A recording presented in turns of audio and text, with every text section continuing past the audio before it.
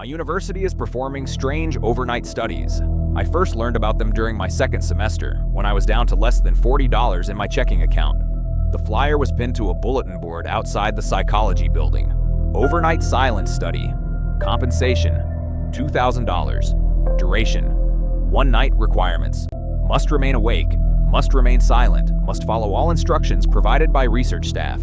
If interested, please go to PSY 213, Studies and Tests on the second floor of the psych building. I must have read it 10 times. $2,000 for 1 night was ridiculous. It was more money than I made in a month working part-time at the campus bookstore. At the bottom of the flyer was a handwritten note. Participants who leave early will not be compensated. For some reason, that line bothered me more than anything else. Not because I would leave earlier, but because whoever added that in felt like people would want to leave. My empty wallet is what finally made up my mind. Taking the flyer in my hand, I entered the building and headed to the second floor. On the other side of the door marked PSY 213 was a small waiting room with a handful of chairs, and at the far side of the room was a hallway guarded by a small desk. Sitting behind the desk was a young woman, not much older than me. As I entered, she looked up and smiled. "Hello," she said pleasantly. "Can I help you?" Yes," I said as I walked up to the desk. I was actually wondering if there is still time to sign up for this. I slid the flyer across the desk to her. As she saw it, her smile lowered slightly and she quickly glanced up at me before her eyes returned to the paper and her smile again widened. "The silence study? Yes, there are still slots available. Would you like to sign up?" A burst of excitement ran throughout my body. Yes, I'd love to. $2,000 is too good to pass up. She forced a laugh before asking for my information. She took down my name, phone number, emergency contact, and medical history. After she had everything she needed, she said, "All right, I think I have everything. You will need to be at the Garner Building by 9 p.m. this coming Tuesday. The study will take place in vacant dorms at the top level. You are welcome to bring with you any books or homework you want, but please don't bring anything that can play songs or movies. Since this is a silent study, those aren't allowed." I nodded quickly. "Garner Building at 9 p.m. on Tuesday, got it." As I turned to leave, she said, "Oh, one more thing, I nearly forgot." I turned back around, she slid a packet across the desk. "Please read and sign the consent forms." The packet was nearly an inch thick. I didn't bother to read it all, just signed the last one. As I left, the secretary called after me.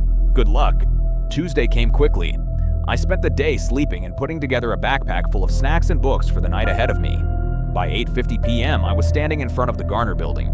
A few moments later, a balding man in his 40s came out and asked, "Are you here for the study?" I swallowed hard before nodding. "Yes, sir." "Great, please follow me." He led me inside and into the building's elevator. Hitting the button for floor 5, we headed to the top.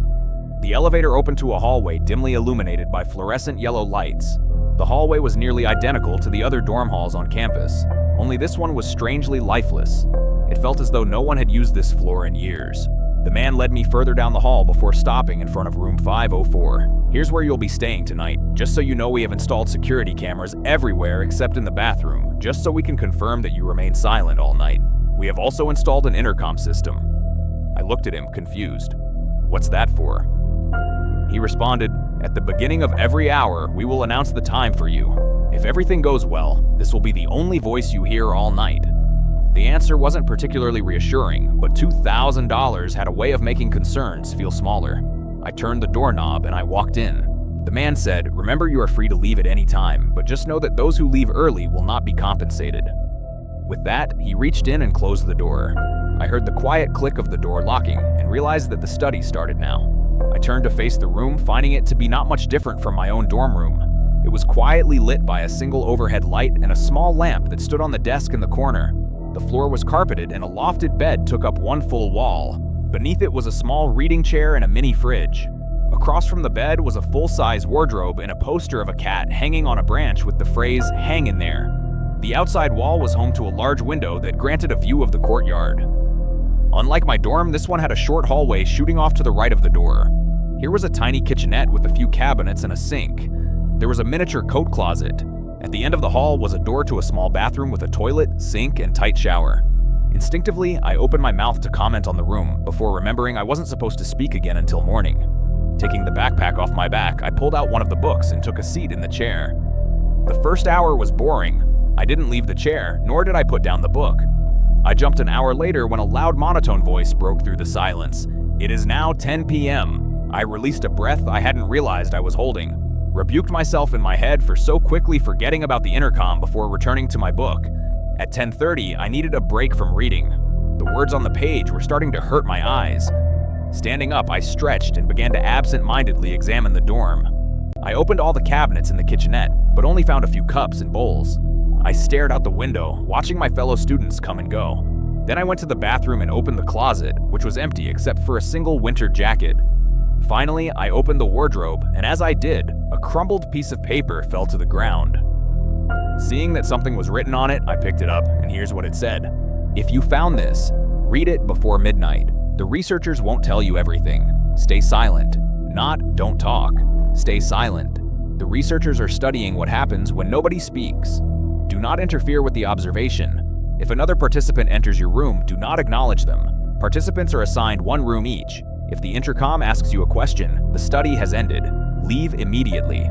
The hourly announcements should only happen on the hour. If the intercom speaks at any other time, cover your ears and do not listen to what it says. Do not look into the hallway between 1:13 a.m. and 1:20 a.m. If someone knocks 3 times, ignore it. But if someone knocks 4 times, move away from the door immediately. If you hear crying from the bathroom, do not investigate.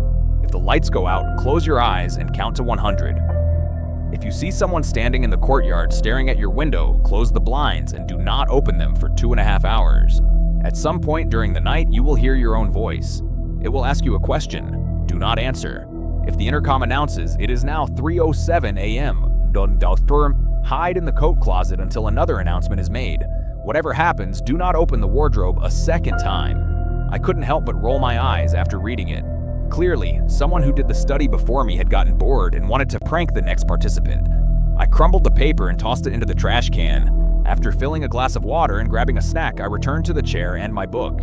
I glanced up from my book at 11 when the intercom announced, "It is now 11 p.m. I scanned the room slowly. After 2 hours of silence, I felt like the room itself had grown louder. Every squeak and groan of the building felt far louder than it should be. After glancing around the room a few times, I returned to my book. Around 11:40, I started feeling drowsy, so I stood up and did some jumping jacks and ran in place for a while to get the blood flowing. I was on the toilet when the clock struck midnight. The intercom declared it is now 12 a.m. I finished in the bathroom and returned to my book. I nearly jumped out of my skin when 20 minutes later, at 12:20 a.m., the intercom said Participant 3 is now reading a book. I lowered my book and looked around quickly. That was weird. I thought it was only for telling the time, and am I Participant 3? I sat frozen for a few minutes, waiting to hear anything else. I noticed a low hum that hadn't been there before, but after waiting for 10 minutes, I stood up and grabbed a snack from my bag. As I did, the intercom said, Participant 3 is eating.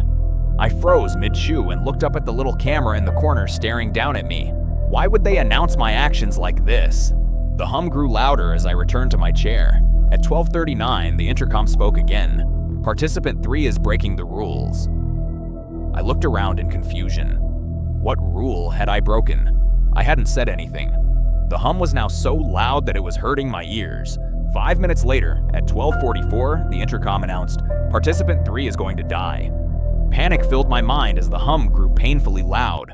It felt like my brain was going to explode. But in that moment, I remembered the note I had thrown away, and rule number 4. I squeezed my hands over my ears. Even with them covered, I could feel vibrations radiating through my hands, but after a few moments it stopped. Cautiously, I removed my hands from my ears and everything was perfectly quiet again. The hum was gone, as if it had never been there. Sweat formed on my forehead as I moved to the trash can and unwrinkled the balled-up paper. I stared at the rules for several minutes, but then I heard the jiggle of keys and the sound of someone fumbling with a lock before I turned and saw the front door swing wide open. At the door stood a man who looked roughly my age. He had shaggy blonde hair, wore shorts and sandals, and a sweatshirt bearing the school's logo. There was a bag at his feet. He looked at me and smiled. "Hey man," he said, "guess we're going to be roommates.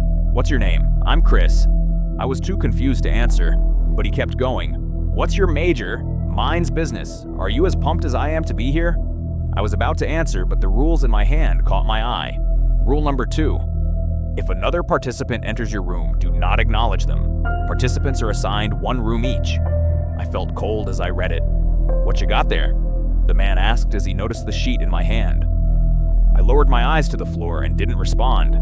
He went quiet as he walked closer to me. He stood mere inches from me. "Is that orientation information?" he said as he pointed at the paper. "Why don't you give that to me?" he asked smoothly. I instinctively pulled my hand away, but as I did, he screamed, "Give it to me!" My hands shook as I folded the paper and put it in my pocket. He grunted and said, "Look at me." His voice had changed, growing deeper and cracked. "Look at me." I swallowed as I closed my eyes. I could feel his hot breath on my face. It smelled rotten. I stood there with my eyes closed for what felt like hours, but when I opened them again, he was gone. The door was shut and locked. It was 12:57 a.m. I was a wreck. The rules in my pocket must be real. I wanted to leave. I wanted to get out of there and never come back. But after what I had experienced, I seriously doubted that I truly could leave. It felt safer to listen to the rules and make it through the night. After taking a few minutes to calm my nerves, I pulled out the rules and reviewed them. Rule number 5. Do not look into the hallway between 1:13 a.m. and 1:20 a.m. It was 1:05 a.m. I looked at the little hallway leading to the bathroom, wondering what could possibly happen there in 8 minutes. Whatever it was, I wouldn't be looking. The chair faced toward the door, and I could see the hallway from where it sat. So I turned the chair to face the window. As I did, I glanced out the window. There in the courtyard was a tall figure holding a single lit candle in its hand as it stared directly into the window. I couldn't tell how far away it was. I only knew it hadn't been there a moment ago. Without hesitation, I shut the curtains and set a timer for 2.5 hours. As I did, I felt the room become noticeably colder. The hairs on the back of my neck stood up as I heard the sound of dishes moving coming from the hallway. I didn't dare to even turn around. I couldn't risk seeing what was in the hallway. It sounded like someone was trying to cook a meal. I heard the sound of vegetables being chopped and a pot of water being boiled, even though the kitchenette I saw didn't have a stove. Every now and then, I heard someone trying to whistle a tune, but it was monotone and lacked any sense of music. At around the 6-minute mark, I heard a quiet, dry voice say to itself, need to get some rosemary. Then I heard heavy footsteps leave the hallway. They crossed the carpet slowly. One step, then another, then silence, complete silence. I could no longer tell where it was. I was about to turn around when directly in my right ear, I heard a mocking whisper. "You're still here, huh?" After that, I heard footsteps walk away and the sound of the door slamming. Slowly, I turned around. It was 1:21 a.m. Everything was pretty quiet for a while. At 2:30, loud wailing came from the bathroom and lasted about 20 minutes. After it stopped, I cracked the bathroom door open. It was empty. Sometime after 3:20, I was getting pretty tired. The silence was making my eyes heavy, and right as I started nodding off, the lights went out. The darkness pumped adrenaline through my veins, waking me up. From the bathroom, I could hear a clicking sound. It sounded like a dog with long nails walking across a hardwood floor. It was getting closer. Remembering the rule, I squeezed my eyes shut and began counting to myself. 1, 2, 3, 4, 5. The sound was now right in front of me. 10, 11, 12, 13. The sound stopped, and directly in front of me I heard creaking bones. 20, 21, 22, 23. A cold, bony hand gently caressed the side of my face. I squeezed my eyes tighter. 30, 31, 32, 33. A raspy voice vibrated off of long-dead vocal cords. "Just open your eyes." My throat went dry as I continued counting in my head. 45, 46, 47, 48. A damp, rough tongue licked the side of my face. 67, 68, 69, 70. Right as I hit 100, the lights flipped back on. Even through my closed eyes, the sudden brightness was a shock. I opened to see the empty room just the way I left it, though my cheek was still slightly wet. For the next 2 hours, I hid in the bathroom. I figured that since the only rule involving the bathroom had already happened, it was probably the safest place. I sat on the toilet lid waiting, hoping time would move faster. Near 5:15 a.m., I heard a quiet voice behind me. "You sure have been quiet for a long time." It was my voice, not in my head, but in my ears. It was my exact voice, like I was listening to it on a recording. I tried to ignore it. "Why did you stop talking to Mom before she died?" I clenched my teeth. How did it know about Mom? It asked again. "Why did you stop talking to Mom before she died?" And again and again. From 5:15 till the sun rose, it asked the same question over and over again. I couldn't take it. I was near my breaking point when the sun peeked over the horizon. As it did, the voice stopped. Everything was quiet once more. Between sunrise at 7:30 and 8:30, nothing happened. I braced myself for the worst, for something terrible to jump out of the wardrobe, but nothing did. At exactly 9 a.m., the intercom announced, "It is now 9 a.m. The study is complete. Do you have any questions?" I immediately rose from the chair, grabbed my bag, and headed out the now unlocked door. By the elevator stood the same man from last night. He smiled and said, "Congratulations on remaining silent the whole night. Your time has been very beneficial to our study." He handed me a check for $2,000 and what looked like a business card. "Here is your pay, and if you'd like to participate in any of our future studies, please call the number." I stared at him in silence. "Please follow me," he said, ushering me into the elevator. I decided to go home to my dad's for a while. I'm even thinking of transferring schools. I just can't be there right now. I'm writing this late at night while I'm lying in bed. I haven't spoken much since this all happened. I'm scared something will hear me. My clock just hit 3:07, and as it did, a cold mechanical voice just filled the room. "It is now 3:07 a.m.